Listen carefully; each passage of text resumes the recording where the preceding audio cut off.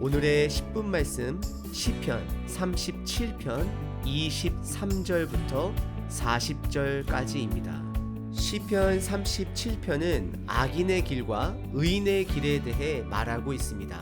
오늘 본문은 우리에게 믿음을 요구하고 있습니다. 아직 우리가 보지 못한 결과, 우리가 이해하지 못하는 복잡한 관계의 삶 속에 하나님께서 심판자가 되어줄 것이고, 우리의 현재의 어려움도 결국 회복될 것에 대한 믿음을 요구하고 있습니다. 오늘 본문은 크게 두 가지로 나눌 수 있습니다. 첫 번째는 시편 저자가 경험한 하나님입니다. 그리고 두 번째는 악인과 의인의 결말입니다. 첫 번째 부분은 시편 저자가 경험한 하나님에 대해 말하고 있습니다. 23절서부터 33절까지인데요. 7가지에 대해서 하나님을 선포하고 있습니다. 첫 번째는 23절에 하나님은 의인의 길을 인도하십니다. 동일한 23절에 하나님은 의인의 길을 기뻐하십니다. 24절 하나님은 넘어지는 의인을 다시 일으켜 세우십니다. 여러분들 지금 힘든 상황에 계신가요? 하나님께서 여러분들을 일으켜 세우실 것입니다. 네 번째 28절 하나님은 정의를 사랑하십니다. 그래서 의인들은, 우리들은 그 정의를 사랑해야 하는 것입니다. 다섯 번째 28절 하나님께서는 그의 사람들을 절대 버리시지 않습니다. 여섯 번째 동일하게 28절 하나님은 의인들을 보호하십니다. 그리고 동일한 28절에 일곱 번째 하나님은 악인들을 결국에는 심판하실 것입니다. 결론은 우리들이 삶이 의인의 삶이라고 할 때에 우리들을 인도하여 주시고, 우리들의 삶을 기뻐하시고, 우리들이 넘어졌을 때 우리를 세워주시고, 하나님은 정의를 사랑하고 그러므로 우리들도 정의를 사랑해야 하고요. 하나님은 절대로 의인을 버리지 아니하시고 보호하시고, 하지만 악인에게는 심판이 있을 것을 말하고 있습니다. 더 나아가 시인은 의인의 삶 또한 관찰했는데요. 25절서부터 26절인데 본인을 삶의 연수가 많은 사람으로 표현하고 있습니다. 25절에 내가 어려서부터 늙기까지 본 것을 고백한다라고 말합니다. 그의 고백은 첫 번째, 의인이 버림을 당하거나 자손이 배고픈 것을 보지 못했다 고백합니다. 두 번째는 하나님의 축복이 의인의 자손들에게 항상 있을 것을 말하고 있습니다. 그리고 29절과 30절에서도 이어서 말하는데요. 세 번째, 의인은 땅을 차지하고 거기에서 살 것이고, 네 번째는 의인의 입은 지혜로우며 그의 혀는 정의를 말한다라고 말하고 있습니다. 결국 의인과 하나님은 같은 곳을 바라보고 있으므로 능력의 하나님이 동행함을 시편 저자 다윗은 고백하고 있습니다. 오늘 시편 저자를 다윗으로 볼 경우 다윗은 지금 이 시편 37편을 나이가 들어 본인의 삶을 돌아봤을 때 개인의 경험들을 저희들에게 나누고 있는 것입니다. 특별히 다윗은 25절에 의인은 버림을 당하거나 자손이 배고픔을 보지 못했다라고 고백합니다. 하지만 다윗의 삶은 거의 버림받은 것 같은 삶을 살았습니다. 그러한 때도 있었습니다.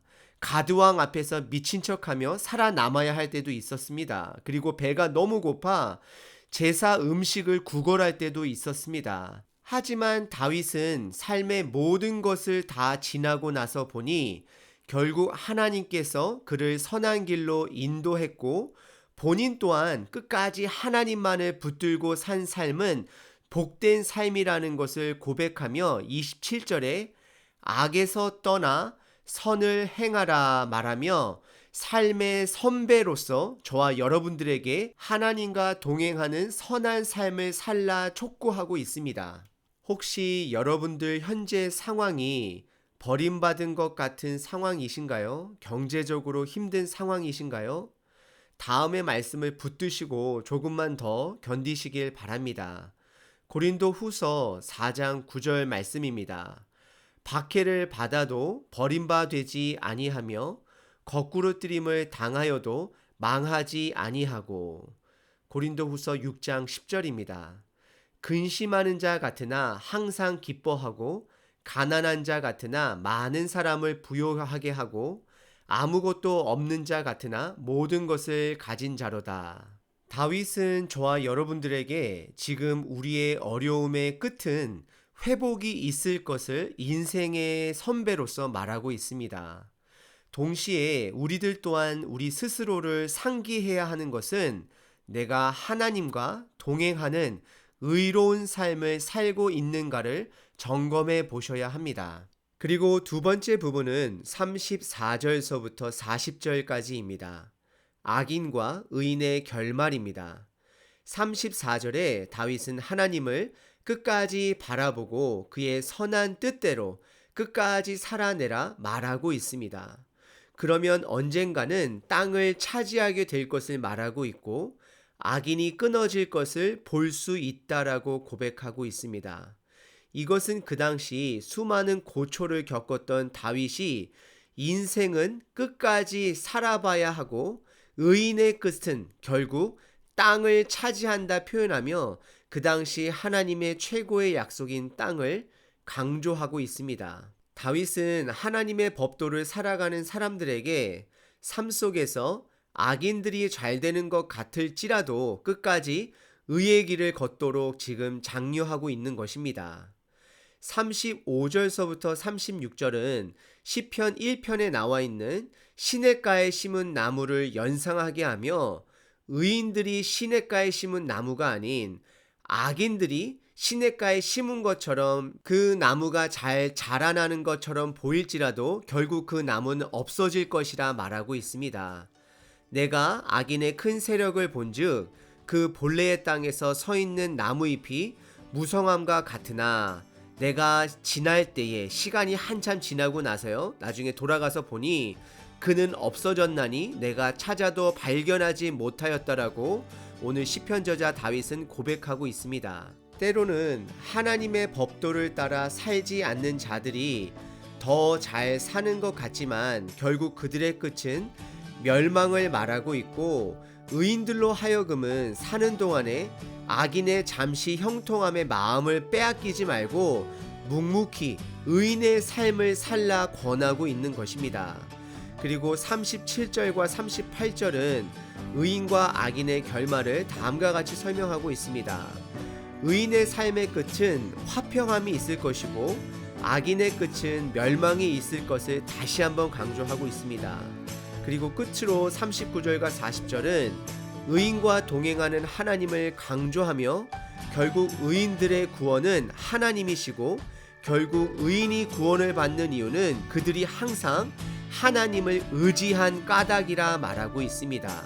저희 삶 가운데 우리들이 삶의 주변을 돌아볼 때에 불공평하다라고 여겨진다 할지라도 신실하신 하나님을 붙들고 끝까지 우리 주 하나님을 의지해야 하는 것입니다.